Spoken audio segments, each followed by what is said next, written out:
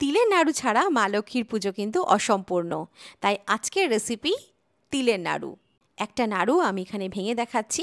দেখো কতটা সুন্দর এটা তৈরি হয়েছে, ভেতরটা সফট আর বাইরেটা ক্রিস্পি। সঠিক সময়ে সঠিক উপকরণটা কতটা মাপে দিতে হবে সেইটাই আমি আজকের এই রেসিপিতে শেয়ার করব। কিছু টিপস ফলো করলেই এমনই সুস্বাদু একদম পারফেক্ট তিলের নাড়ু তোমরা খুব সহজেই বাড়িতে বানাতে পারবে। তো এই ভিডিওটা পুরোটা দেখার অনুরোধ রইল। নমস্কার বন্ধুরা, শ্রীতমাস কিচেন বাংলায় তোমাদের সকলকে স্বাগত জানাই। তাহলে চলো একদম দেরি না করে ঝটপট শুরু করে ফেলি এই দুর্দান্ত স্বাদের রেসিপিটা। তিলের নাড়ু বানাতে প্রথমে গ্যাস অন করে একটা প্যান বসিয়ে তাতে 1 কাপ তিল দিয়ে দিলাম। এখানে আমি 200 গ্রাম সাদা তিল নিয়েছি। তিলটা অবশ্যই একটু বেছে নেবে, কারণ তিলের মধ্যে অনেক রকম ইম্পিউরিটিস থাকে। তো তিলটাকে আমরা লো মিডিয়াম আঁচে রোস্ট করে নেব। 6-7 মিনিট মতো তিলটাকে আমাদের মাঝারি আঁচে নাড়াতে নাড়াতে রোস্ট করে নিতে হবে, বা এটা তোমাদের ততক্ষণ নাড়াতে হবে যতক্ষণ না পর্যন্ত তিলের রঙটা হালকা সোনালি হয়। 7 মিনিট পরে দেখো তিলের রঙটা হালকা সোনালি হয়েছে। মাঝারি আঁচে আমি এটা রোস্ট করেছি। যদি দেখো তিলটা ক্রিস্পি হয়েছে, অর্থাৎ তিলটা আমাদের রোস্ট হয়ে গেছে। আচ্ছা, এর থেকে বেশি তিলটাকে আর রোস্ট করতে হবে না, না হলে কিন্তু তিলটা বেশি রোস্ট হয়ে গেলে বা ওভার রোস্ট হয়ে গেলে এটা তেতো হয়ে যাবে। তো এবারে আমি তিলটাকে একটা বাটিতে ঢেলে নেব। তো এটা সাইডে রেখে দিলাম। এখানে আমি অল্প পরিমাণ রোস্টেড বাদাম নিয়েছি। বাদামের খোসাটা ছাড়িয়ে নেব। বাদামটা আমি এখানে রোস্ট করে নিয়েছি। তিলের নাড়ুতে আমি অল্প পরিমাণ বাদাম দেব। এতে নাড়ুটা খেতে ভীষণই টেস্টি লাগে। তবে বাদামটা একদমই অপশনাল, তোমরা না চাইলে বাদাম নাও দিতে পারো। তো এটা একটু মিক্সিতে গ্রাইন্ড করে নেব। আর এই দেখো বাদামটা আমি মিক্সিতে গুঁড়ো করে নিয়েছি। তো এটা পাশে রেখে সেম প্যানে 2 চামচ ঘি দিয়ে ঘিটা হালকা গরম করে নেব। এবারে এর মধ্যে 1 কাপ পরিমাণ আখের গুড় দিয়ে দিলাম। এখানে আমি সম পরিমাণ তিল এবং গুড় নিয়েছি, 1 কাপ 1 কাপ। কাপের জায়গায় তোমরা যে কোনো বাটিতে মেপেও তোমরা তিল এবং গুড়টা নিতে পারো। গুড়টা দিয়ে গুড়টাকে আমাদের মাঝারি আঁচে জাল দিতে হবে।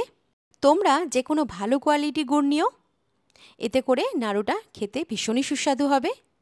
গুড়টাকে প্রথমে আমাদের গলাতে হবে। তো আমার গুড়টা দেখো খুব তাড়াতাড়ি গলে গেছে।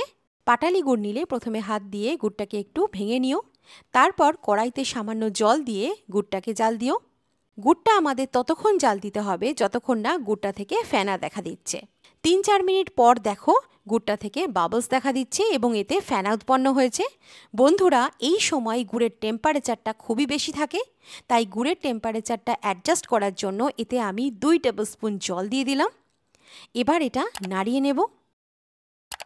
এবারে গুড়টা আমাদের চেক করতে হবে কি এটা ঠিকমতো জাল হয়েছে কিনা।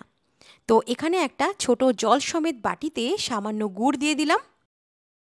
দেখো গুড়টা এক জায়গায় আসছে কিন্তু ফর্ম হচ্ছে না, অর্থাৎ গুড়টাকে আমাদের আরেকটু সময় জাল দিতে হবে এবং সেটা কম আছে।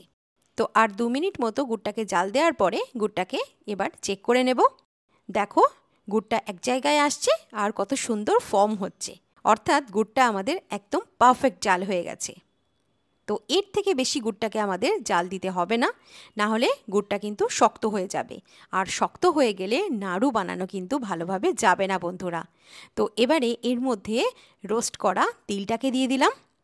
গ্যাসের ফ্লেমটা একদম কম আঁচে রাখবো, লোতে রেখে দেবো।